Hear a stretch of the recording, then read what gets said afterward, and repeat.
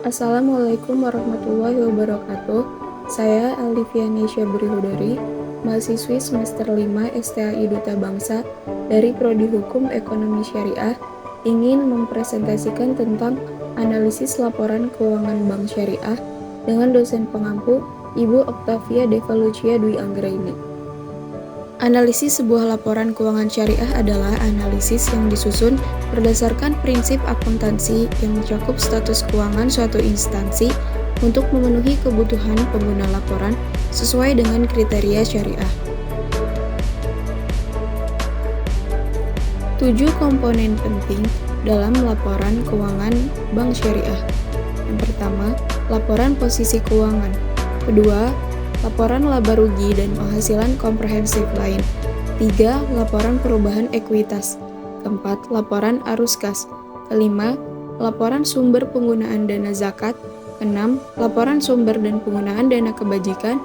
Yang terakhir, catatan atas laporan keuangan. Isi laporan keuangan syariah. Pertama, laporan posisi keuangan. Kedua, laporan laba rugi dan penghasilan komprehensif lain.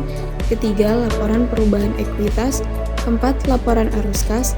Kelima, laporan sumber dan penggunaan dana zakat. Keenam, laporan sumber dan penggunaan dana kebajikan. Dan yang ketujuh, catatan atas laporan keuangan.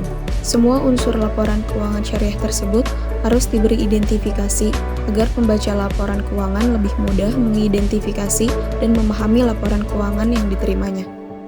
Tujuan analisis laporan keuangan syariah.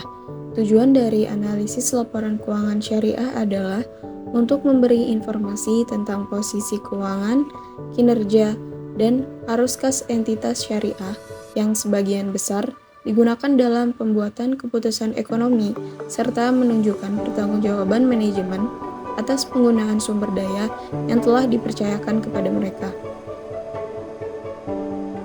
Selanjutnya ada informasi laporan keuangan entitas syariah.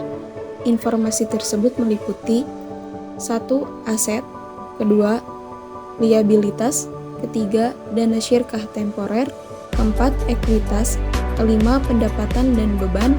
6. Arus kas. 7. Dana zakat. Dan 8. Dana kebajikan. Berikut adalah beberapa langkah yang dapat diambil dalam melakukan analisis laporan keuangan bank syariah. Yang pertama, pemahaman prinsip syariah. Pastikan bahwa bank beroperasi sesuai dengan prinsip-prinsip syariah, termasuk larangan riba atau bunga, larangan investasi dalam bisnis yang haram, dan kepatuhan terhadap prinsip keadilan. Yang kedua, analisis neraca. Tinjau aset dan liabilitas bank, termasuk pemahaman terhadap jenis aset syariah seperti murabahah, mudharabah, dan musyarakah.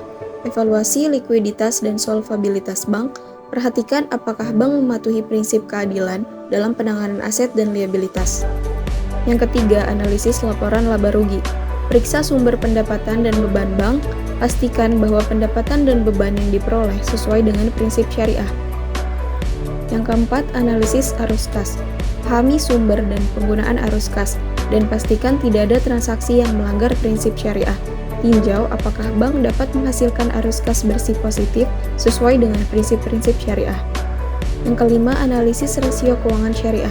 Gunakan rasio keuangan syariah seperti rasio kecukupan modal syariah, rasio likuiditas syariah, dan rasio profitabilitas syariah untuk mengevaluasi kinerja bank. Yang keenam, penilaian risiko. Identifikasi risiko-risiko yang mungkin dihadapi oleh bank. Tinjau langkah-langkah manajemen risiko yang diambil oleh bank. Yang ketujuh, pemantauan kinerja historis. Tinjau kinerja historis bank untuk mengidentifikasi tren dan pola.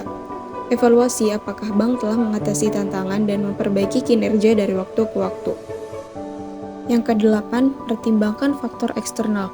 Tinjau faktor-faktor eksternal yang dapat mempengaruhi bank, seperti kondisi ekonomi, regulasi, dan perkembangan industri. Dan yang kesembilan, pertimbangkan CSR dan good governance. Tinjau praktek corporate social responsibility atau CSR dan tata kelola perusahaan yang baik atau good governance untuk mendapatkan gambaran tentang tanggung jawab sosial dan etika bisnis bank.